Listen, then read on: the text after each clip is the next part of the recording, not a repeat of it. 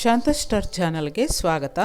ಇವತ್ತು ನಾನು ಪುರಿಯಿಂದ ರಾಗಿ ಹಸಿಟ್ಟು ತರಕಾರಿ ಹಾಕಿ ಸಂಡಿಗೆ ಮಾಡೋದನ್ನು ತೋರಿಸ್ಕೊಡ್ತಾ ಇದ್ದೀನಿ. ಅರ್ಧ kg ಪುರಿ ತೆಗೆದುಕೊಂಡಿದ್ದೀನಿ, ಅದರಲ್ಲಿ ಅರ್ಧ ಮಾತ್ರ ನಾನು ತೆಗೆದುಕೊಳ್ತೀನಿ. ನೋಡಿ, 3 ಈರುಳ್ಳಿನ ಸಣ್ಣದಾಗಿ ಹಚ್ಚಿಟ್ಕೊಳ್ತೀನಿ. ಮತ್ತು 20 ಮೆಣಸಿನಕಾಯಿನ ತೆಗೆದುಕೊಂಡಿದ್ದೀನಿ. 1.5 ಗಡ್ಡೆ ಬೆಳ್ಳುಳ್ಳಿನ ಬಿಡಿಸಿಟ್ಕೊಂಡಿದ್ದೀನಿ. 4 ಸೌತೆಕಾಯಿನ ಎಳೆ ಸೌತೆಕಾಯಿ ತೆಗೆದುಕೊಂಡಿದ್ದೀನಿ. ಮತ್ತು ಸೋರೆಕಾಯಿ ಕೂಡ ಒಂದು ತರಿಸ್ತಾ ಇದ್ದೀನಿ, ಅಂಗಡಿಗೆ ಕಳಿಸಿದ್ದೀನಿ ತರ್ಸೋಕ್ಕೆ. ನೋಡಿ, ಈರುಳ್ಳಿ ಅಷ್ಟಪ್ಪ ಕಟ್ ಮಾಡ್ಕೊಂಡಿದ್ದೀನಿ. ಈಗ ಸೌತೆಕಾಯಿನ ಸಿಪ್ಪೆ ತೆಗೆದು ಅದನ್ನು ನಾವು ತುರಿದ್ಕೋಬೇಕಾಗತ್ತೆ. ತುರಿಮಣಿಯಿಂದ ಸಿಪ್ಪೆ ತೆಗಿಲೇಬೇಕಾಗತ್ತೆ ಸೋರೆಕಾಯಿಗೆ, ಯಾಕಂದರೆ ಸಿಪ್ಪೆ ತೆಗಿಲಿಲ್ಲ ಅಂತಂದರೆ ಅದು ಬೇಗನೆ ಒಣಗೋದಿಲ್ಲ. ಅದರಿಂದಾಗಿ ಇದರಲ್ಲಿ ಪುರಿನಲ್ಲಿ ಉಪ್ಪಿದೆಯಾ ಇಲ್ವ ಅಂತ ನೋಡ್ಕೊಳ್ಳೋಣ. ಉಪ್ಪು ಇಲ್ಲದೇ ಇರುವಂತಹ ಪುರಿ ನಾನು ತೆಗೆದುಕೊಂಡಿರೋದು. ಇದಕ್ಕೆ ನಾವು ಉಪ್ಪು ಬೆರೆಸ್ಕೋಬೇಕಾಗತ್ತೆ ಮಿಕ್ಸ್ ಮಾಡೋಕ್ಕೆ. ಈಗ ನಾವು 20 ಮೆಣಸಿನಕಾಯನ್ನು ನಾವು ಸೇರಿಸ್ಕೊಳ್ಳೋಣ. ಮತ್ತು 1.5 ಗಡ್ಡೆ ಬೆಳ್ಳುಳ್ಳಿ ಸುಲಿದಿರೋದನ್ನು ಕೂಡ ಸೇರಿಸ್ಕೊಳ್ಳೋಣ. ಸೌತೆಕಾಯಿ ತುರಿದಿದ್ದಲ್ಲಿ ದಪ್ಪಕ್ಕಿರೋದು ಮಿಕ್ಕಿರೋದನ್ನು ನಾನು ಸೇರಿಸ್ತಾ ಇದ್ದೀನಿ. ಪುರಿಗೆ ತಕ್ಕಷ್ಟು ಉಪ್ಪನ್ನು ಕೂಡ ನಾವು ಮಿಕ್ಸಿ ಜಾರ್ಗೆ ಸೇರಿಸ್ಕೊಳ್ಳೋಣ.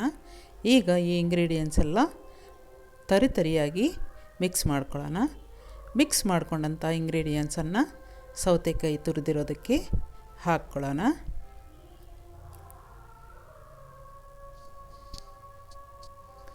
ಈಗ ಈರುಳ್ಳಿನ ಚೆನ್ನಾಗಿ ಆ ರೀತಿ ಕಿವಿಚಿ ಪುಡಿ ಮಾಡಿ ಅದನ್ನು ಕೂಡ ಈರುಳ್ಳಿ ಕೂಡ ಮಿಕ್ಸ್ ಮಾಡ್ಕೊಳ್ಳೋಣ ಸೌತೆಕಾಯಿ ಜೊತೆಗೆ.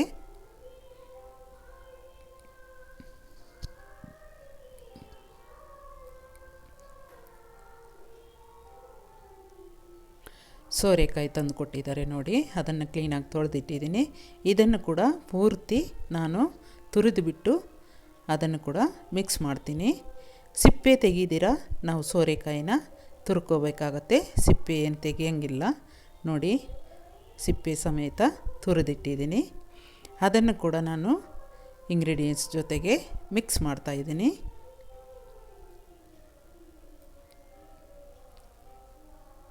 ಎಲ್ಲ ನೀಟಾಗಿ ಮಿಕ್ಸ್ ಮಾಡ್ಕೊಳ್ಳೋಣ.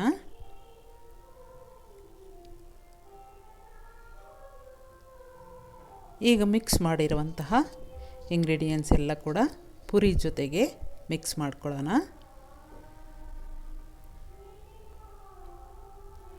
ನೀಟಾಗಿ ಮಿಕ್ಸ್ ಮಾಡ್ಕೊಳ್ಳಿ. ಚೆನ್ನಾಗಿ ಮಿಕ್ಸ್ ಮಾಡಿದರೆ ತರಕಾರಿ ಎಲ್ಲ ಚೆನ್ನಾಗಿ ಎಲ್ಲ ಪುರಿಗೂ ಮಿಕ್ಸ್ ಆಗುತ್ತೆ.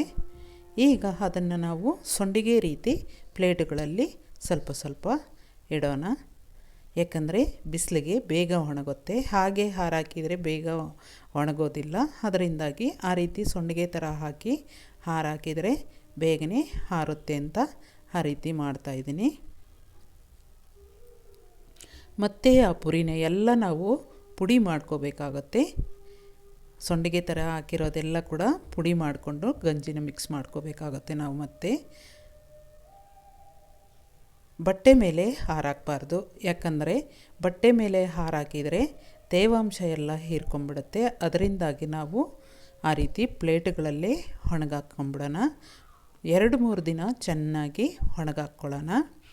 ಪ್ಲೀಸ್ ನಮ್ಮ ಚಾನಲನ್ನು ಯಾರು ಹೊಸದಾಗಿ ನೋಡ್ತಾ ಇದ್ದೀರೋ ಅವರು ಸಬ್ಸ್ಕ್ರೈಬ್ ಮಾಡ್ಕೊಳ್ದಿರೋರು ಸಬ್ಸ್ಕ್ರೈಬ್ ಮಾಡ್ಕೊಳ್ಳಿ, ಶೇರ್ ಮಾಡಿ, ಕಮೆಂಟ್ ಮಾಡಿ, ಲೈಕ್ ಮಾಡಿ ಫ್ರೆಂಡ್ಸ್. ತುಂಬಾ ಒಳ್ಳೆಯ ರೆಸಿಪಿ ಅಂತಲೇ ಹೇಳ್ಬೋದು ನಾವು. ಇನ್ನು ಕಾಲು ಭಾಗ ಅರ್ಧ ಭಾಗ ಹಾಗೆ ಇಟ್ಟಿದ್ದೀನಿ ಪುರಿನ. ತುಂಬಾ ಟೇಸ್ಟಾಗಿರುವಂತಹ, ನಿಜವಾಗ್ಲೂ ಅಷ್ಟು ಟೇಸ್ಟಾಗಿರುತ್ತೆ ಫ್ರೆಂಡ್ಸ್. ಚೆನ್ನಾಗಿ ಬಿಸಿಲಿಗೆ ಹಾರಬೇಕು, ತುಂಬಾ ಟೇಸ್ಟಾಗಿರುತ್ತೆ. ಈಗ ನಾವು ರಾಗಿ ಗಂಜಿನ ಮಾಡ್ಕೊಳ್ಳೋಣ. ನೋಡಿ, 1.5 ಚೆಂಬು ನೀರನ್ನು ಸೇರಿಸ್ತಾ ಇದ್ದೀನಿ. ಅದಕ್ಕೆ ಚಿಕ್ಕದಾದಂತಹ ಒಂದು ಬೋವಲಲ್ಲಿ ನಾನು ನೋಡಿ ಆ ರೀತಿ ಅರ್ಧ 2 ಸಲ ತೆಗೆದುಕೊಳ್ತಾ ಇದ್ದೀನಿ. ಒಂದು ಬೋವಲ್ ಆಗುತ್ತೆ. ಆ ಚಿಕ್ಕ ಬೌಲ್ನಲ್ಲಿ ಆ ನೀರಿಗೆ ಚೆನ್ನಾಗಿ ಮಿಕ್ಸ್ ಮಾಡ್ಕೊಳ್ಳೋಣ. ಚೆನ್ನಾಗಿ ನಾವು ಸ್ಟವ್ ಮೇಲೆ ಇಡೋಕ್ಕೆ ಮುಂಚೆನೇ ನಾವು ಆ ರೀತಿ ಮಿಕ್ಸ್ ಮಾಡ್ಕೋಬೇಕಾಗತ್ತೆ.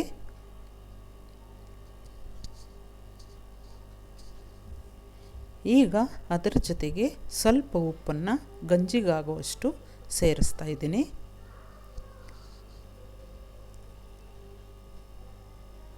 ಚೆನ್ನಾಗಿ ಕಲಿಸ್ತಾನೇ ಇರಬೇಕು, ತಳ ಹತ್ತುತ್ತೆ ಇಲ್ಲ ಅಂದರೆ. ಈಗ ನಾವು ಅದರ ಜೊತೆಗೆ ಮೈದಾ ಹಿಟ್ಟನ್ನು 3 ಸ್ಪೂನಷ್ಟು ಸೇರಿಸ್ತಾ ಇದ್ದೀನಿ. 3 ಸ್ಪೂನ್ ಆದರೆ ಸಾಕು ಮೈದಾ ಹಿಟ್ಟು. ಈಗ ಇಷ್ಟನ್ನು ಕೂಡ ನಾವು ಚೆನ್ನಾಗಿ ಗಂಜಿ ಮಾಡ್ಕೊಳ್ಳೋಣ.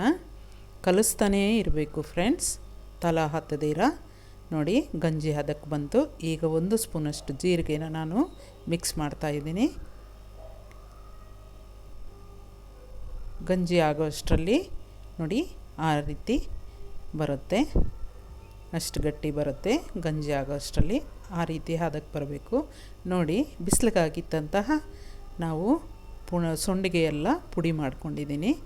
ಈಗ ಈ ಪುಡಿ ಜೊತೆಗೆ ನಾವು ಗಂಜಿನ ಸ್ವಲ್ಪ ಸ್ವಲ್ಪ ಬೆರೆಸ್ಕೊಂಡು ಮತ್ತೆ ನಾವು ಸೊಂಡಿಗೆ ರೀತಿ ಪ್ಲೇಟ್ಗಳಿಗೆ ಹಾರಾಕೋಬೇಕಾಗತ್ತೆ. ನೋಡಿ ಗಂಜಿ ಸೇರಿಸ್ತಾ ಇದ್ದೀನಿ. ಬಿಸಿ ಅಂದರೆ ಸ್ವಲ್ಪ ಬಿಸಿ ಆರಿದಾಗ ನಾವು ಮಿಕ್ಸ್ ಮಾಡ್ಕೋಬೇಕಾಗತ್ತೆ, ತುಂಬಾ ಬಿಸಿ ಇರಬಾರ್ದು. ಈಗ ನಾವು ನೋಡಿ ಆ ರೀತಿ ಆದಮೇಲೆ ಆ ರೀತಿ ಮಿಕ್ಸ್ ಮಾಡ್ಕೊಳ್ತಾ ನಾವು ಸೊಂಡಿಗೆನ ಮತ್ತು ಪ್ಲೇಟ್ಗಳಿಗೆ ಹಾರಾಕೊಳ್ಳೋಣ. ಕೈಯನ್ನು ನಾವು ತ್ಯಾವದ ಬಟ್ಲಲ್ಲಿ ಆ ರೀತಿ ಡಿಪ್ ಮಾಡ್ಕೋಬೇಕಾಗತ್ತೆ. ಈಗ ಸೊಂಡಿಗೆನ ತುಂಬಾ ಪ್ರೆಸ್ ಮಾಡ್ದಿರ ಆ ರೀತಿ ಹಾಕ್ಕೊಳ್ಳಿ. ತುಂಬಾ ಹದಿಮಿ ಪ್ರೆಸ್ ಮಾಡಬಾರ್ದು, ಸುಮ್ಮನೆ ಆ ರೀತಿ ಅಂದು ನಾವು ಸೊಂಡಿಗೆನ ಹಾಕ್ಕೋಬೇಕು. ಈ ರೀತಿ ಎಲ್ಲ ಕೂಡ ನಾವು ಸೊಂಡಿಗೆನ ಹಾಕ್ಕೊಂಬಿಡೋಣ ಪ್ಲೇಟ್ಗಳಿಗೆ. ಬಹಳ ಬಹಳ ಟೇಸ್ಟ್ ಆದಂತಹ ಫ್ರೆಂಡ್ಸ್, ಅಷ್ಟು ರುಚಿಯಾಗಿರುತ್ತೆ. ನೀವು ಈವ್ನಿಂಗ್ ಸ್ನ್ಯಾಕ್ಸ್ ಕೂಡ ತಿನ್ಬೋದು ಮತ್ತು ಊಟದ ಜೊತೆಗೆ ಕೂಡ ತಿನ್ಬೋದು, ಅಷ್ಟು ರುಚಿಯಾಗಿರುತ್ತೆ ಫ್ರೆಂಡ್ಸ್. ಈ ರೀತಿ ಒಮ್ಮೆ ಮಾಡಿ ನೋಡಿ, ತುಂಬ ಅದ್ಭುತವಾದಂತಹ, ನಿಜವಾಗ್ಲೂ ಅಷ್ಟು ಅದ್ಭುತವಾದ ರುಚಿ ಕೊಡುತ್ತೆ ಫ್ರೆಂಡ್ಸ್. ನೋಡಿ ಈ ಸೊಂಡಿಗೆನ ಹಾರಾಕಿದ್ದಾಯಿತು. 3 ದಿನ ಹಾರಾಕಿದ್ದೀನಿ. ಸೌಂಡ್ ಅಂತೂ ಟಪ ಅಂತ ಸೌಂಡ್ ಬರುತ್ತೆ, ಅಷ್ಟು ಚೆನ್ನಾಗಿ ಒಣಗಿದ್ದಾವೆ. ಈಗ ನಾವು ಒಣಗಿದಂತಹ ಎಲ್ಲನೂ ಕೂಡ ಸೇರಿಸಿದ್ದೀನಿ ನೋಡಿ, ಒಂದು ಪ್ಲೇಟ್ಗಾಗಿದೆ. ಇದನ್ನು ನಾವು 3 ವರ್ಷ ಹಾಗೆ ಇಟ್ಟರೂ ಕೂಡ ಕೆಡೋದಿಲ್ಲ ಫ್ರೆಂಡ್ಸ್. ಸೊಂಡಿಗೆ ನಾನು ಸ್ವಲ್ಪ ಮಟ್ಟಿಗೆ ಮಾಡಿದ್ದೀನಿ, ಬೇಸಿಗೆ ಬಂದಾಗ ನಾನು ಮಾಡೋಣ ಅಂತ ಈಗ ವಿಡಿಯೋಕ್ಕೋಸ್ಕರ ಸ್ವಲ್ಪ ಮಟ್ಟಿಗೆ ಮಾಡಿಟ್ಟಿದ್ದೀನಿ. ಈಗ ನಾವು ಬಾಣಲಿನಲ್ಲಿ ಆಯಿಲ್ ಇಟ್ಕೊಂಡು ಡೀಪ್ ಫ್ರೈ ಮಾಡ್ಕೊಳ್ಳೋಣ.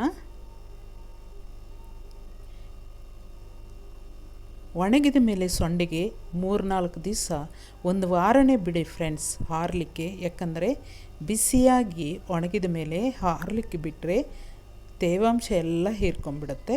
ಆವಾಗ ನೀವು ಆಯಿಲ್ಗೆ ಹಾಕಿ ಕರೆದರೆ ಎಷ್ಟು ಚೆನ್ನಾಗಿ ಅರಳುತ್ತೆ ಅಂದರೆ ಅಷ್ಟು ಚೆನ್ನಾಗಿ ಅರಳುತ್ತೆ, ತುಂಬ ಚೆನ್ನಾಗಿ ಬರುತ್ತೆ.